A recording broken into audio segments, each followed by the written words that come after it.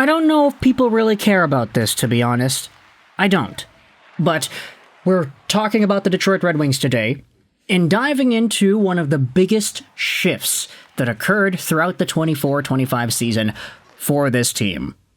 Of course, you already have an idea as to where we're heading with this conversation based off the title and the thumbnail. We're talking about former head coach of the team, Derek Lalonde, because his firing from the Detroit Red Wings was a pretty big catalyst for success and wins on this hockey team. Now, as much as we love to talk about what Todd McLellan did with the Red Wings this season, we love to talk about the explosion of wins and offense and everything else in between that, it still wasn't enough to end up making the Stanley Cup Playoffs, unfortunately. Their damage was too deep with Derek Lalonde in the 24-25 campaign, and a lot of folks would go out there and say, hey, if the Wings just fired him earlier, they probably would have made the dance. But then again, you also have to remember, the team was 1 game, 1 point, 1 day away from making the playoffs in 2024 with Derek Lalonde. So, there was an idea, holding on to hope, holding on to what was the previous season and that level of success there. Could the Red Wings outdo themselves a little bit? Who really knows? But Derek Lalonde got the can, and now we are reading an interview that he had done talking about his departure from the team. In the description, we are going to leave this article. It was a piece on the Detroit News, and it transcribes Derek Lalonde's recent interview with the Cam and Strict podcast. Now, of course, he was on a podcast, so there isn't really any writing on the words that he had said, which is why we're going over onto the article, because they transcribed the quotes here for us. It's a lot easier to screenshot it, put it on the screen, etc., etc., but this piece will be in the description. Ex-Red Wings head coach Derek Lalonde says that Steve Yzerman made me a ton better, and it's going to also have the link to the podcast episode, too. For the first time since being fired by Detroit on December 26, Derek Lalonde talked at length about being let go by GM Stevie Y, on the recent edition of the Cam and Strick podcast hosted by Andy Strickland and former NHLer Cam Janssen. Let's go out there and read some of these comments that Derek Lalonde made. Yzerman is an intense, hard-nosed person, and I'm grateful I got 3 years with him because he made me a lot better. It wasn't the most pleasant and comfortable at times, but he made me better, and that's all you can ask, really. That is really, really interesting. What a way to talk about your former employer. It wasn't the most pleasant, it wasn't the most comfortable, but he made me better. I'm trying to fill in the blanks here, but maybe that's not a good idea, right? Maybe we shouldn't try to speculate as to what that means. Let's go out there and read some of the other transcribed comments from Lalonde. Strickland asks him, when you got fired by Stevie Y, it was right around Christmas, right? When did you find out, and how did that impact your whole holiday that year? First and foremost, it was unfortunate, Lalonde said. You could feel it was uncomfortable. My first time going through this. It's pro hockey, man. We had 91 points the year before. We improved 17 points over 2 years. We were projected to be in the low 80s, and we finished in a virtual tie with Washington. The old tiebreaker from 3 years earlier, we would have been in the playoffs. It's just amazing how it transforms to no one's fault. Our summer was what it was. We lose Shane Gostisbehere. We lose Jake Wallman. We lose David Perron. Things didn't go our way around July 1st. Even Steve was being cautious. As a coach, you don't want to hear that. All I had known since I was here was our progress in our program. Then, of course, it hit some snags. Oh my gosh. Yo, Derek Lalonde is coming in with the heat here, man. Talking about the Red Wings and how they could have made the playoffs if it was the old tiebreaker system. Talking about how Stevie Y lost out on all of these players. Of course, this isn't technically like sour graping or anything. I'm not going to stretch it like that. In the podcast, you could feel that he's a little bit, careful with the way he's talking about it. But when you read the quotes on paper like this, ooh, that is some heat, isn't it? You don't want to hear that, he says. Lalonde continues, we weren't playing well, and we had one of those moments in Philly where we lost 4-1 on December 12th. I left Philly and said, this does not feel comfortable. And then what does the team do? We beat Toronto at home, our best game of the year, and we put up 6 on Philly. But then we lose 3 in a row, twice to Montreal and then once to St. Louis. We couldn't get traction. It was just one of those things.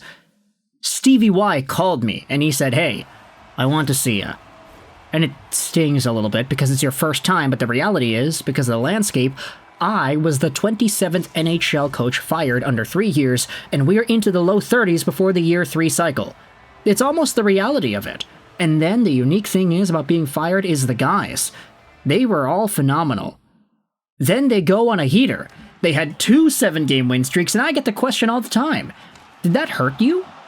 Absolutely not, because you root for Larkin. You root for Seider. You root for Lucas Raymond. The first time I thought I was going to get fired, the 2 hardest games we played, the guys played hard for me. So it's more about the relationships. It was a weird feeling. Then, the wings fell apart completely. The wheels completely fell off and my buddies were sending me Dr. Evil smiling emojis. Like, no, I feel even worse for Larkin because I've been there with him, and here they go again. This is really interesting, just to hear those comments be put to paper, talking about how he left and how he was forced out and how he emotionally responded to the team going on a heater but then falling apart afterwards. Bruce Cassidy was like, "Newsy, I know it sounds crazy. You feel like you failed, but soon, maybe it'll be 4, 5, 6 months. It's a crazy cycle. You become the coach that wins the Stanley Cup, and now you're an experienced coach." He goes, "As unfair as it is on this end, you get to spend time with your family. It may sound crazy, but it wasn't that awful. It's an unfortunate reality in our profession right now. You gotta have some tough skin." Now, I wanted to go over one more question and answer that Derek Lalonde was circled around in regards to the Red Wings and Stevie Y, because Strickland goes out there and asks about Stevie Y's press conference at the end of the season. It was real interesting, he said. You don't hear him talk too often. The way he handled it was different. It's not the way most GMs would handle it. Working with him on a daily basis, is that a reflection of how he is? Is that how he handles the coaches, treats the coaches? Or is there another side of this guy who obviously was a great player and so respected as a player that we just don't see? Lalonde responds saying this, "Yeah, good question. He's a very good person, very appreciative. He gave me my first opportunity as an NHL head coach. You dream about being a head coach in the NHL, let alone an Original Six team. With that type of history, we know what we're in. In that process, he must have told me 5 different times, 'Are you sure you want to do this?' He was pretty realistic where we were at. Yeah, that's him. Not in a bad way. I think that's part of the reality. Yzerman is an introverted person, by nature, an unbelievable family man. What I appreciate is when my family was around, he treated them well, with respect. Yzerman is just extremely competitive. He made me a ton better because he's so hard. I remember one game in year 1, we weren't very good, but we beat the Islanders. We shut them out 3-0, and one of those analytic dreams. We give them just 6 chances and couldn't have played better. He comes in and he's mad at a couple of individuals, and rightfully so. He sits there and he goes, "Newsy, I tend to be a little negative in some of these situations. I'm not happy with a couple of the players. It was a good win, and I'm going to leave." And he just walked out the door. And I appreciated it because that's just how he is. Yzerman is competitive. He's probably a perfectionist when he's played, and that's why he got to the top. He treats it the same way here. I don't know if that's a complete reflection. I didn't watch that presser. Obviously, you talk about the 1% and the 1% of the negative media that got a lot of attention, which is not always the real thing. I got let go by the Red Wings. I appreciated the time there. I grew immensely. My relationship with those guys will never change. I've always been a relationship guy, but I've moved on. That's just reality. That's some of the advice I got from the get-go, so I didn't even watch it. I don't know if that's technically him, but he's an intense, hard-nosed person, and I'm grateful I got 3 years with him because he made me a ton better. It wasn't the most pleasant and comfortable at times, but he made me better, and that's all you can ask, really.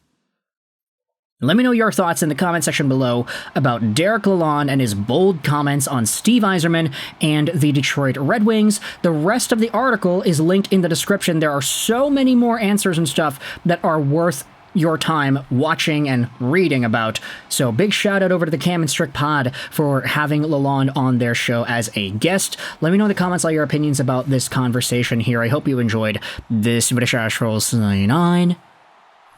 and bye.